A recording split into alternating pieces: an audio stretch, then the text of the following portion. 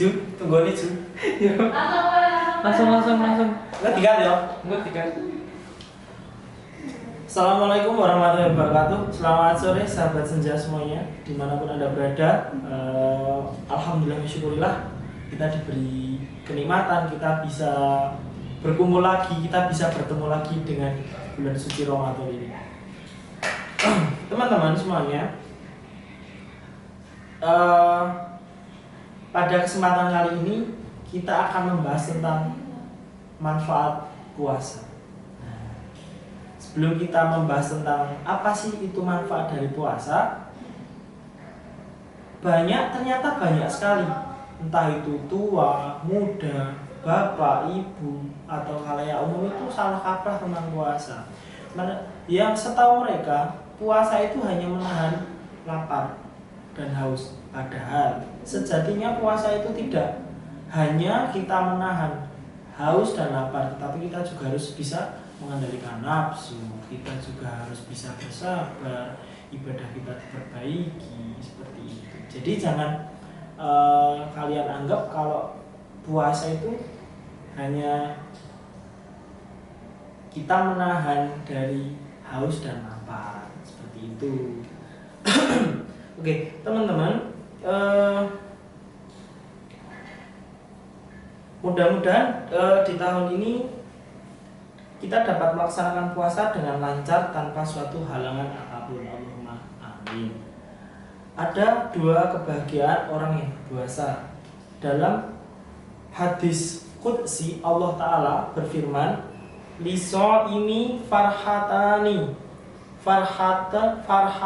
farhatun ingdha fidrihi wa farhatun ingdha liqa'i rabbi, yang artinya bagi orang yang berpuasa ada dua kegembiraan, yaitu kegembiraan ketika kita berbuka puasa dan kegembiraan ketika kita bertemu dengan Rabb-nya. Hadis riwayat Al-Bukhari nomor 1894. Oke, puasa menurut saya itu sesuatu ibadah yang sempurna. Kenapa demikian? Karena saya pernah mendengar hadis iso'imin farhatani farhatun wa farhatani li rabbihi.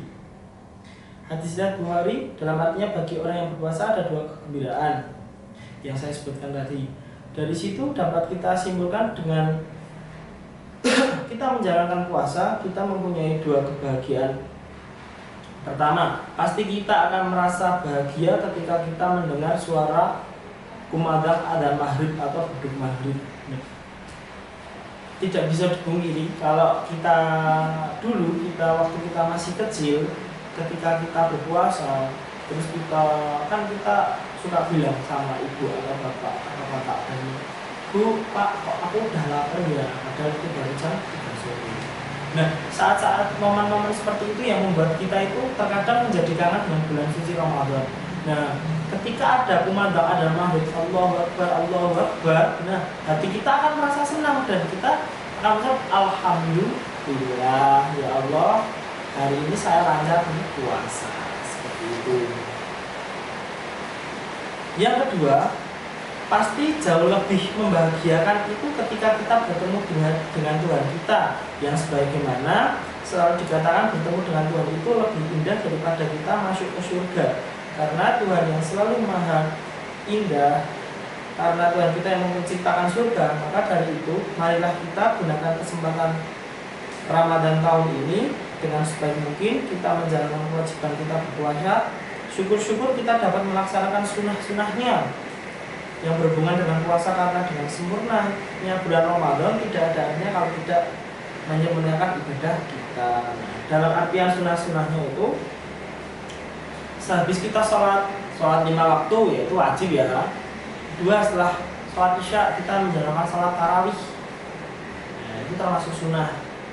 Kedua, setelah kita sholat tarawih kita melaksanakan tadarus, nah itu juga termasuk sunnah-sunnahnya untuk menyempurnakan ibadah puasa di bulan Ramadan ini. Oke, teman-teman semuanya, sekali lagi di sini saya tekankan,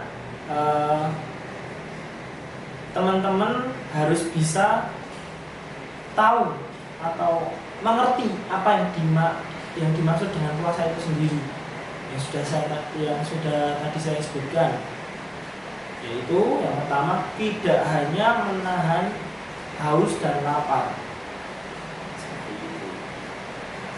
Terus kemarin juga ada pertanyaan lagi, gimana kalau kita menjalankan ibadah puasa tetapi kita tidak melakukan sholat? Nah, itu sedikit membingungkan teman-teman, karena tadi sudah saya katakan untuk menyempurnakan ibadah puasa kita juga harus melakukan sunnah-sunnahnya, apalagi kewajibannya. Kewajiban aja ditinggalkan, apalagi sunnahnya seperti itu.